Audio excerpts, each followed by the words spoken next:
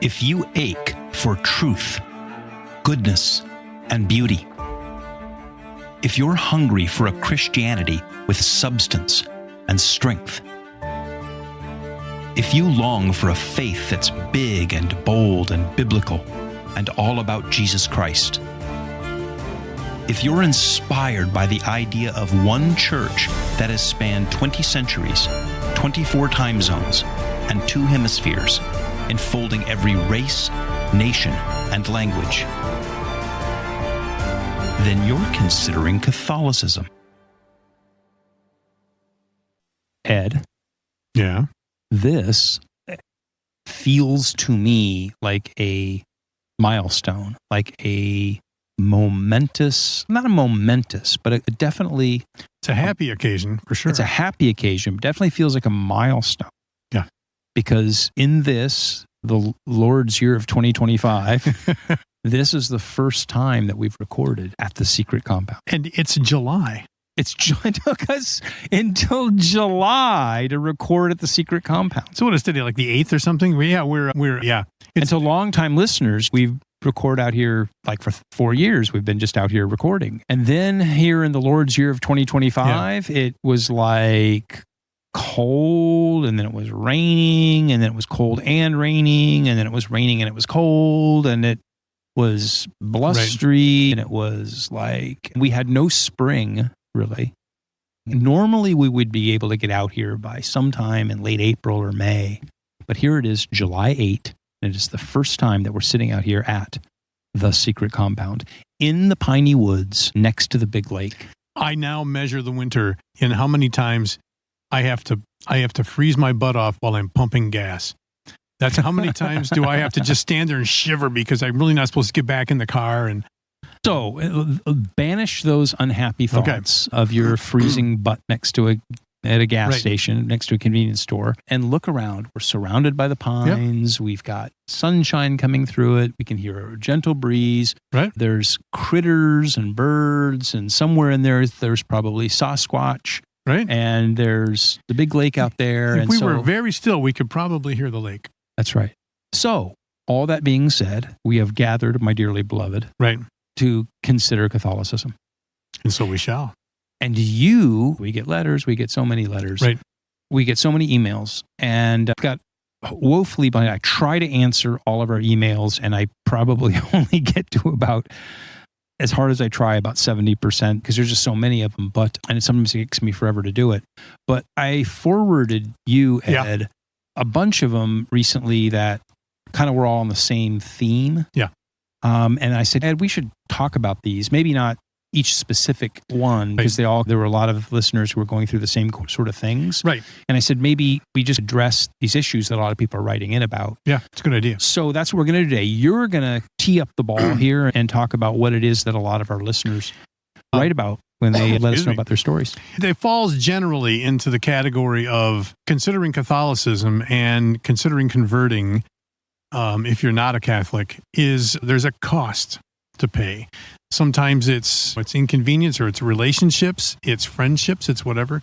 I'm going to read an excerpt from one of these that I think represents it all. I'll start in the middle here. The conclave and the new pope have caused a lot of discussion among my Protestant friends. They have all been following it and watching it on TV. On Wednesday, I was sitting in my Bible study group with seven of them, all speaking strong anti-Catholic sentiments at the same time. The usual type of stuff that I may well have said myself not all that long ago. They have no idea yet of the journey I am on. I sat quietly, sad, frustrated, and angry. Do I speak or not? A poked Protestant can be a dangerous creature. Seven of them together is scary. I said nothing for now. Yeah. I've got some thoughts about it, but I'm curious to hear yours, because you're living in that in between. There's a cool word, by the way, or vocabulary thing, liminal space. That's so if you want to like do TED Talk type stuff, you drop like TED Talk words. You say things like, feels like a liminal space, which means make you like in between. What you need, and the beauty of a word like that is that people don't normally hear it, and so it takes just long enough. You set them off balance just long enough to move on into something, and you sound smart, and they don't want to ask you what it means. And so you, Ed, are occupying a sort of liminal space right now. I am, where you've got one foot in the Catholic boat in the ship of St. Peter, and the other foot on the dock of your Protestant dock. You're like doing the splits, and you're about to fall in the lake. The boat is moving farther and farther away. So this kind of tensions are things that you're dealing with. I have if this had come up when I was making my living working at a church, Protestant church, that would have been especially hard. Okay. Because I've always been focused on what the right thing is, how to approach God. And the only reason I was at those churches was because I thought this was the best thing. So I don't have that to deal with. So if you're in that position, you're listening and you're in that position, you work for a church or you whatever, it's hard. It's really hard. I've taken some flack from the people I work with, or good-natured flack, or maybe we've talked about my friends from high school that I got together with. One who is now leaning, I think. Anyway, maybe not. But it is an issue with me with family. My wife's not on board. What am I gonna do? You've all heard me say I'm waiting for the annulment to come through. It's any day now. I'm hard up against the deadline they gave me. I have not heard yet. But then what do I do after that?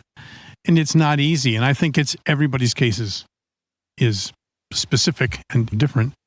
How Catholic, I think we did an episode, how Catholic can I be without being Catholic? I do find it very difficult. If you're listening, I do find it difficult. My goal is to pray the rosary every day, but some days I don't. I get discouraged some days. I just feel like, oh man, like nothing is changing. I'm not going to mass. I'm corresponding with a guy, and I'm corresponding with a couple of people that have from the podcast. You can always write to me, edtheprotestant@yahoo.com. And this guy his wife was raised Catholic, but it was her mom's faith, and she only saw it as a bunch of rules and box checking. And she just wants to go to the Protestant church that they've always gone to. And he said this, I still at times feel like I'm caught between faiths, or in the hall somehow. I do know that for me, attending the Catholic Church revitalizes me and gives me peace, a connection to God like I have not experienced before. All in all, I try to remember that line you hear every time you are on a plane. Put your own oxygen mask on before trying to help others around you. I can be the best husband and father if I am staying close to God in what I have found to be the best version of His church. I took that to heart. That was encouraging. It is hard. It is hard. The blowback can be pretty stiff. I don't bring it up anymore with most people, Yeah.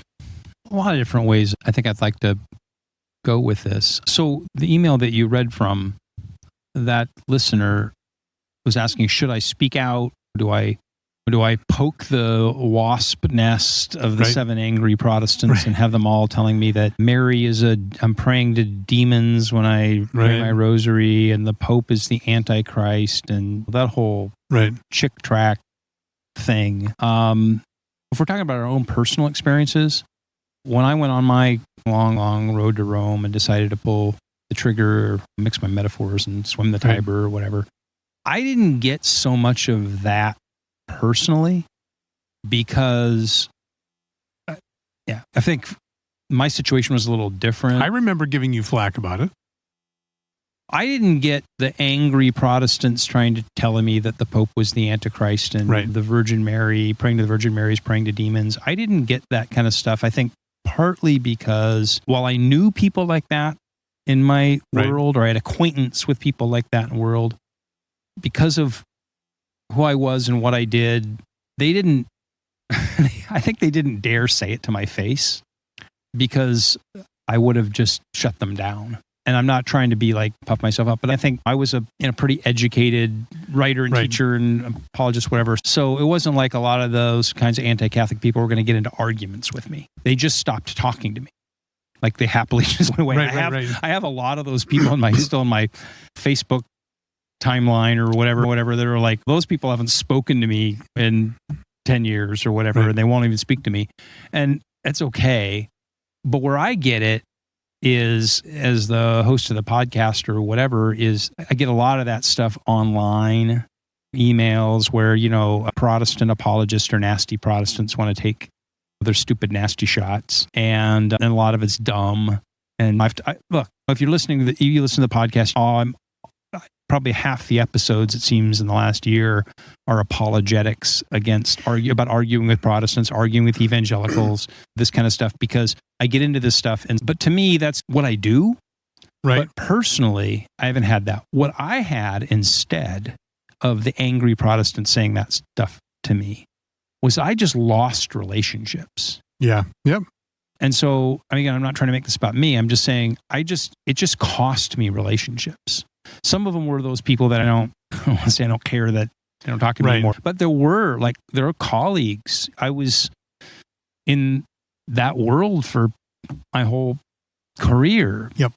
Professional colleagues, friends, coworkers, like my whole professional world sort of shattered. And a lot of people that were my friends or networks or anything, just those things all shut down. And I knew when I made the decision to announce I was becoming Catholic and into the Catholic Church that it was going to cost me that. It was going to cost me part of my job, because a lot of my income came from writing and editing and speaking to various Protestant organizations. Sure. And all of that income just evaporated overnight.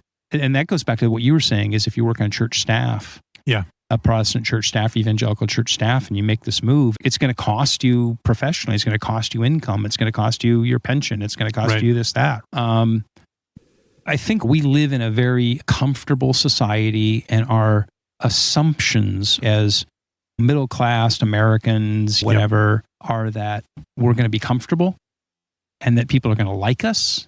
Yeah. And that we're all going to get along and that everyone's going to be nice to each other and polite. And that ought to apply to our faith decisions.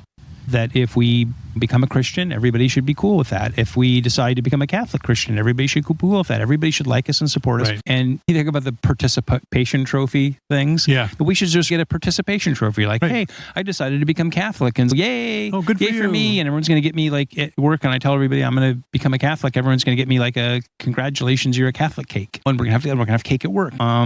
The problem with all of those assumptions is that they're exactly not what Jesus said. Right. So whenever your assumptions are diametrically opposite of what Jesus said, then you sit up and take notice. You may want to question your assumptions, because Jesus said things like, the world will hate you because of me. Blessed are you when people persecute you and call you all kinds of sorts of bad names and curse you and trash talk you for following me.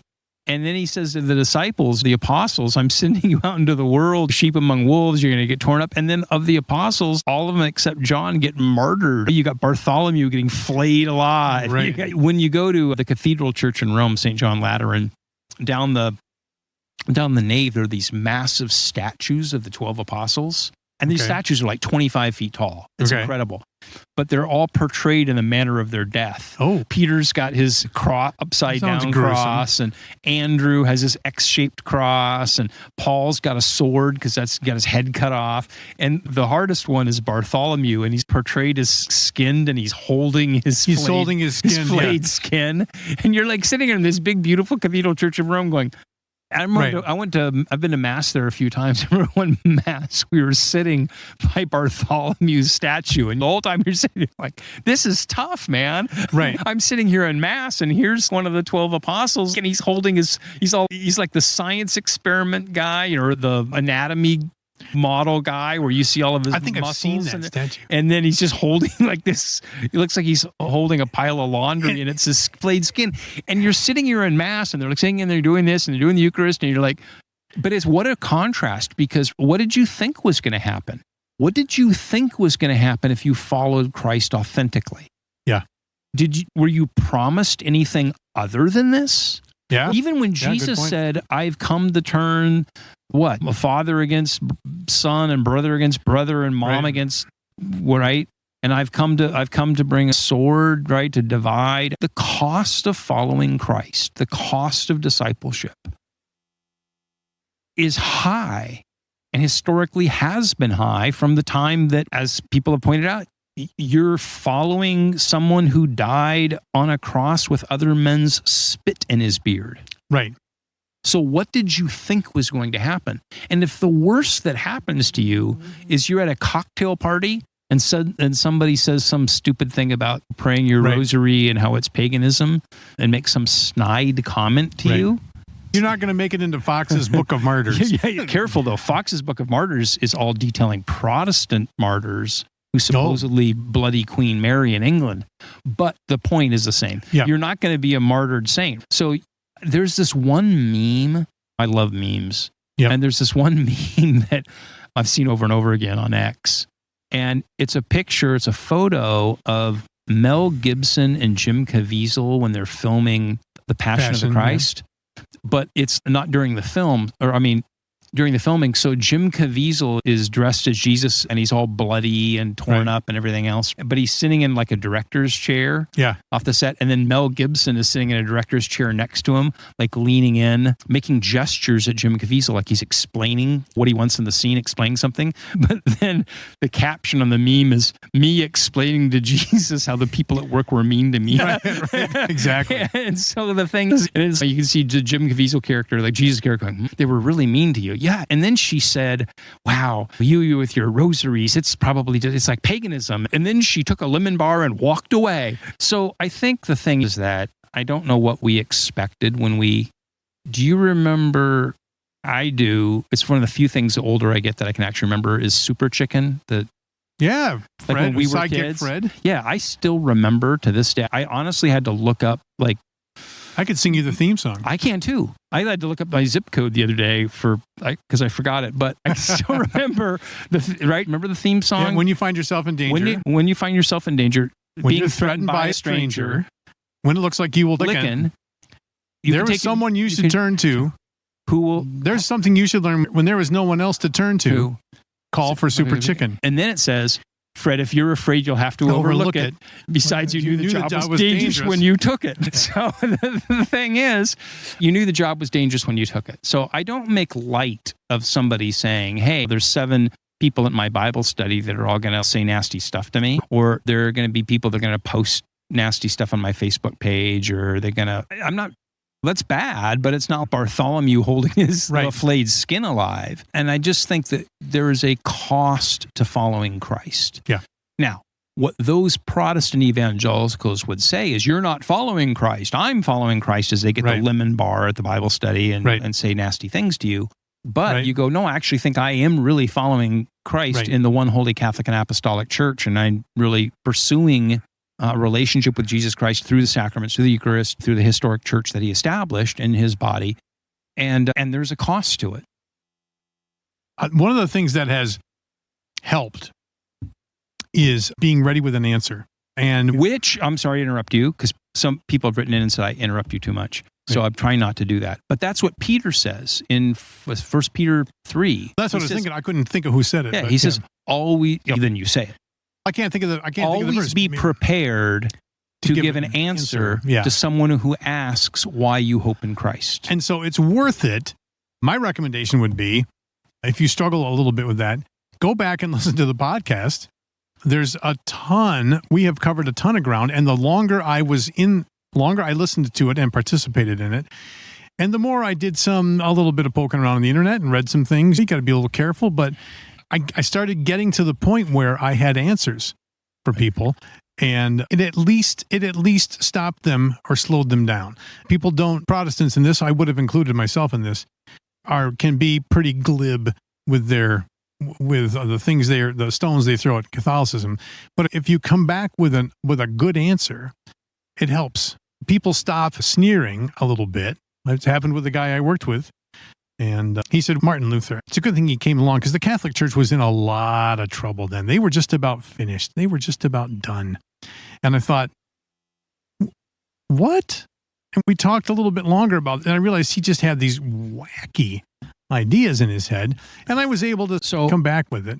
I've been doing a lot of episodes lately about apologetics against Protestants, more than I really want to, because when I launched the show 3.5 years ago, my intention was never to turn into an apologetics podcast. Right. I wanted it to be to explore the Catholic worldview and history and all these kinds of things in more of a positive way. But you kind of can't help getting drawn into that, because if you're going to help people consider it, then you got to answer the objections. And lately, there's just been so much nasty stuff online that I've encountered from Protestant apologists. And these are like, especially some are evangelicals, some of are like the Reformed, my former Reformed colleagues, Reformed bros. You think they're hip, young Reformed pastor apologist guys. And they just post this inflammatory stuff. And then I get sent this inflammatory stuff, just really crazy stuff. One the other day about how Muslims and Catholics both worship false gods and demons and should be. And then there was one the other day, somebody sent me that if you pray the rosary, you're praying to a demon. And and it's just crazy, like insane. I'm going to put a plug in for episode 353. You just did this last week. Protestant Games Part 1, Why Play by the Protestant Rules. That, I won't go into it, but that was excellent. You're questioning the premise when they ask you a question. Yeah, because I think as I explained in that one, I have a friend who I called Iris, and Iris got sent this inflammatory YouTube video by a Protestant friend where there's some Protestant apologist. 5 reasons why Catholicism sucks. And she's, I don't know what to say. Like, how am I supposed to respond? And can you help me out? And I watched it. She sent me the video, and I'm like, I'm just going to record something. And I go, the way that I am going to respond to this, I refuse to play this stupid Protestant game where I have to, the only way I can prove to you that I'm authentically a Christian or Catholics are authentically Christians is basically prove that we're Protestants. And I just refuse to play the game. But where was I going with this? You were talking about... Okay. I forgot. We'll keep this in because I want people to see that I'm starting to lose it. I'm becoming absent-minded. Or maybe I'm just distracted by the secret compound out here. But so where I was going with this is a lot of the apologetic stuff, it depends on who you're arguing with, because I would actually put these kinds of nasty Protestant comments into 3 categories. Okay? And I know that somebody's going to tell me this is uncharitable, but okay, I would say there's ignorance, stupidity, and malice. Okay? So there's ignorance. There's good people. I have a lot of really good Protestant friends. Some of them, like yourself, are maybe in the process of, and they're really trying to learn. And sometimes when they say things like, I've heard this about the Catholic Church, or I was told this about Catholicism, they just don't know. It just comes out of ignorance, and you can educate them. Then you have the ones who are, and I'm not supposed to say this, but are just stupid. So then you try to educate them. You try to point something out. And you see this, you get into this a lot with the online arguments where, again, like that episode you talked about that is last week, where you go, I can sit here, somebody can say, there's no...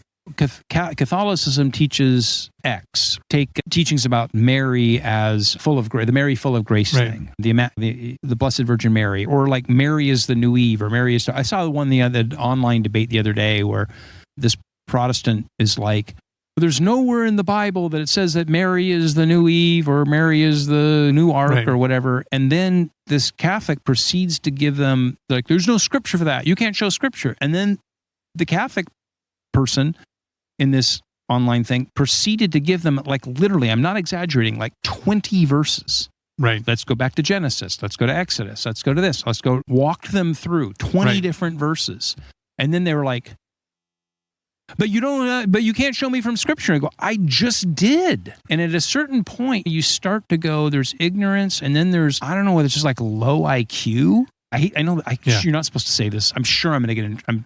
I'm sure that saying this is getting me in all sorts of trouble. But like at a certain point, I hate to say this, I start to question whether people are just stupid. Like they can't do critical thinking. They can't understand like hermeneutics. They can't understand typology. They can't understand, like, I'm literally walking you through it. And they're like, when you're heavily invested in, like, if you grow up around here and you go to the Reformed Church and it's your whole life and it was you go to the same elementary school as your grandparents went to and all of that, to question that is to question your whole existence, and that's hard. people reflexively snap back against it. And yeah, but it's like the flat Earth people, or like the we didn't land on the moon conspiracy people, Right. and you explain to them why the Earth isn't flat, and you're like, okay, I'm going to walk you through this. You're 5 years old. Right. Here's 20 reasons why the Earth isn't flat and how you demonstrate that. Or hey, we didn't land on the moon because in the pictures of the astronauts on the moon, there's no stars, behind them. And if they were walking on the moon in the pictures where Neil Armstrong is walking on the moon, there should be stars. Oh, and by the way, that flag stands up and there wouldn't be a flag. The flag wouldn't be standing up because there's no wind on the moon. And you go, it had a pole. The flag had a little aluminum pole to make it stand up. And there's no stars because like when you set the film, the exposure level of the film so that the astronaut would be lit up, right? And you could explain this. Like I explained to him, I could explain to a 7-year-old. And then they just stare at you with like vacant, empty eyes and they can't get it. So again, I think there are people who are just don't know. And there are people who like aren't capable of figuring it out even when you give it to them. But then there's that third category, which is malice, where people just are malicious. They are anti-Catholic. They hate Catholicism. Maybe because that's how they were raised. Maybe because, like you say, they're so invested in something. Maybe in whatever. But they say the nastiest stuff about Catholics and the Catholic Church. And it's not even rational. It's just, they just spew stuff. It's hate. Right. And it's a hate speech. And so what do? I think it's obvious. When you've got somebody who is ignorant and they ask you a question, you think 1 Peter 3, when asked, give them a good explanation. And as you said, we've done that here on the show for 350 something episodes. Right. When someone says, what does it mean that Mary is immaculate, the Immaculate Conception of Mary? We can go back and listen to the episode and I walk through what that means and why we think that. And then they go, oh, okay. The person may not agree, but at least like now you've given them an answer. You have to exercise a little discernment. Are they just looking for a fight? Because if they are, there's nothing. Well, that's what I'm saying. If they're stupid or malicious, so the person who's just ignorant, you give them a good answer, and then they'll listen. That doesn't mean you'll always persuade them, right? But at least you have a dialogue. The person who's dumb, you try to explain it to them, and you send them YouTubes, and you send them podcasts, and you send them, you draw them pictures, and you try to explain it as best you can. But at a certain point, if they can't get it, they can't get it. Usually what's happening there is that they don't understand their own brand of faith well enough to explain it either. Partly it's that, but partly I do think that they're just people that don't have the critical thinking capacity. I really hate to say this because I know it's making me sound like a snob and a horrible human being. I'm sure you can write me in and tell me what a horrible person I am. But I just think some people just aren't smart enough to get it when you walk them through certain of these things. Like they can't put the equation together. But that third, and so with those people, you do your best. You give them the information. You hope they get it. You hope at some point it'll like a light bulb will go off over their head. But that third category, the malicious people, I just think with Jesus, you pray for them, Father, forgive them. They know not what they do. But also, Jesus, shake the dust off your feet. I'm just not going to sit here and get in long, pointless, dumb arguments with somebody who just wants to slander and spew hate speech. I'm gonna add a little bit to that. There are people are threatened by Catholicism, but for reasons they can't articulate. Okay, especially if they're steeped in particular Protestant denomination. You gotta let their fears drain out. You gotta show them that you're not worshiping demons and all that. You have to let a little time go by. And then if it comes up again, you can talk again. But I can see it with people. The guy I work with who just bristled when I told him I was involved in this and that I was considering Catholicism. He just super defensive right away. After that, he invited me to come to his church and said that even though it was a Reformed church, it wasn't like the other ones, which means it's exactly like the other ones. So yeah, people are afraid. They're defending their territory, and you gotta let them cool down. I think that's right. I think in the way you put it is that people are heavily invested in their church and in their belief system. And I think that for a lot of Protestants in general, but especially a certain kind of American Protestants, it is just like with Catholics. It's an entire worldview. It's an entire culture. Yeah. Yeah. But Catholicism isn't just a theology; it's a civilization. That's what I've always said before. Catholicism is the totality of the theology, the art, the history, Right. the culture, the worldview. Right? It's all of those things. And when you start to that was that game where you stack the blocks and you start pulling them out, Jenga.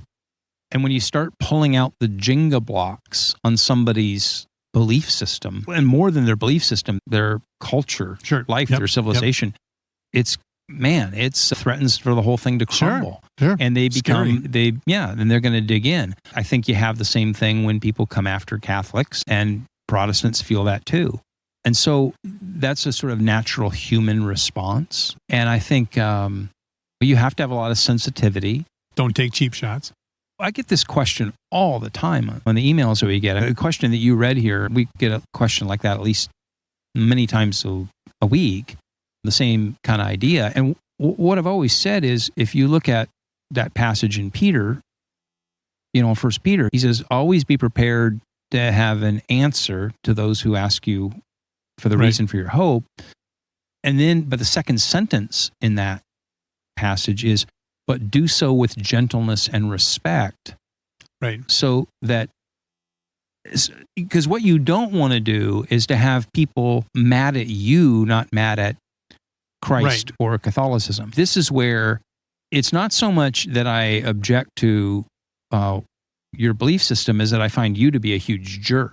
And then you become a terrible ambassador for your belief system. So Peter says, and I always say to people when I do answer the emails, because I get this a lot, I'll have people say, what do I say to my friend, to my father, to my mom, to my spouse, to my whatever? What do I say to them that I'm attracted to Catholicism and I'm going further into it, when they say, oh my gosh, and they I say, tell them that you feel like it's making you a better man or a better woman. Yeah. That I feel like I'm drawing closer to Christ and it's making me a better person. Yeah. And let them, and instead of telling them, you raised me all wrong and you raised me in this house, and oh, by the way, your church sucks, and that's not going to win you any friends or whatever. Say, I appreciate that I was raised in this church, and I appreciate that you go to it, and I appreciate it, and I think it's great. But I find that I'm going higher up and deeper into the kingdom with Catholicism, and I feel like it's making me more Christ-like, and it's making me a better person. And then allow them to see that. Right. Look, they're a more virtuous, brave, courageous, generous, kind human being because they're growing in Christ. And then if they still hate you, then that's on them. You have to trust gently. You have to tell the truth gently, and you have to tell the truth, and you have to trust the truth, and you have to trust the Holy Spirit to work on people, because you can't do that. Back to what we said when Jesus promised us this kind of reaction. He said, "Blessed are you when people hate you for me." Yeah. So if they hate you because of you, then they're just hating on you because you're a jackass. Right. But if they're hating on you because and they just hate Christ, then that's on them. I remember growing up in Southern California before I was a Christian, back in the Calvary Chapel days. Yeah. In Huntington Beach, where I grew up, the place that you envy me for, your pure envy. I remember when I was in high school before I became a Christian, there were these beach witnesses. Yeah. You went surfing and you got out of the waves and you laid down in your towel, trying to dry it off in the sun. And you're laying there, kind of got your eyes closed, drying off in the sun. And all of a sudden a shadow comes over you. And you're like, oh, what? You open your eyes and you look up, and it's a dude dressed in street clothes. He's got like slacks and street shoes, and he's standing there. He's got a big Bible and pamphlets. Right. And he's like, I'm here to tell you about Jesus. Or I'll ask you like the question, if you die today, if you go out and drown the next time you head out for the next set, where will you go when you drown? And it's, dude, you're harshing my mellow. This is so uncool. Dude, you're about to find out whether that's true personally if you keep this up. And then they started doing it on the bus. So you'd like get on the city bus, And you're like, I'm sitting on the city bus here and I'm just trying to and I remember when I got a little older and I was in college and I used to have to take this bus downtown and remember back then it was a Walkman. Yeah. With your cassette tape in it. Yeah. But I was like, my Walkman and I had the headphones on and I'm like, I'm just sitting here like chilling like a villain, chillaxing, and all is good. And I'm just like, I got to ride this bus, but it's okay. It's going to be okay. I'm just listening to my tunes. I'm listening to like Dire Straits because I'm listening to like Dire Straits, Mark Knopfler's guitar solos. This is so cool. And all of a sudden somebody sits down next to me on the bus and I open my eyes and it's that dude. And he's been working his way down the aisle of the bus trying to convert everybody. And I'm like, and here's the funny thing about the beach witnesses or the bus witnesses.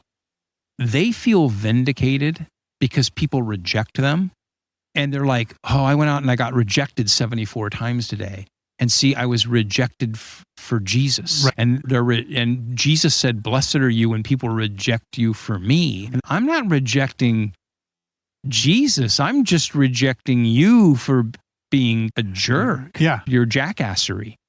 So I think the thing is that when you respond to people, I think you need to respond to them in a way, if you're going to try to educate them, if they're ignorant, if they're not bright, you do your best. If they're malicious, you say kind words, you say, Father, forgive them. They know not what they do, and you walk away.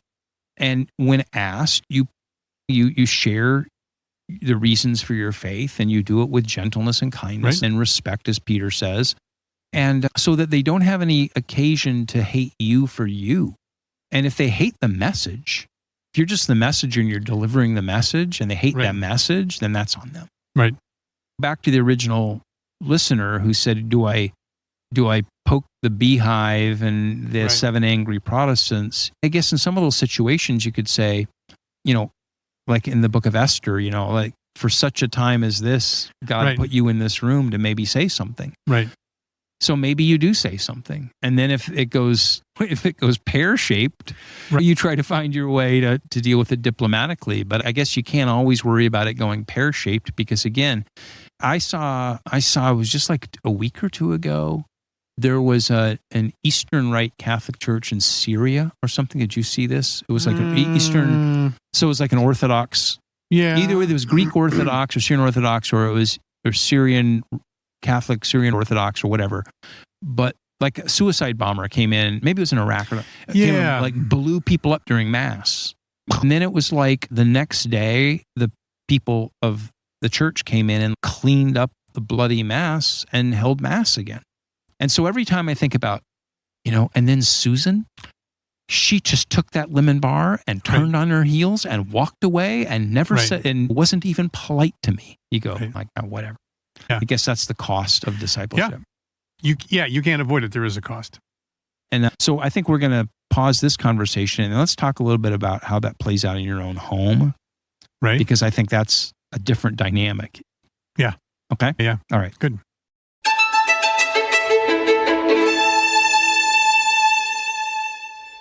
Thanks for listening. We'll be back with another episode soon. But before you go, can I quickly ask you to do 5 things? First, please rate the podcast on whatever platform you listen on. That really moves it up in search rankings. Second, please write a review on either Apple Podcasts or on our website, consideringcatholicism.com. That encourages others who are searching for a Catholic podcast to try this one out. Third, please share it with others. Send them a link or post an episode on your social media. Fourth, please write me at consideringcatholicism.com or leave a comment on our website. I'd love to hear your comments, your questions, and your stories. And finally, this podcast is 100% donor supported. My donors keep me going, they help cover my costs, and they let me dedicate more time to researching, writing, recording, and editing to get the episodes out to you faster. So please consider giving a one-time or recurring donation through the links in the show notes or on the website so that this ministry can continue and grow. And never forget, Christus vincit, Christus regnat, and Christus imperat.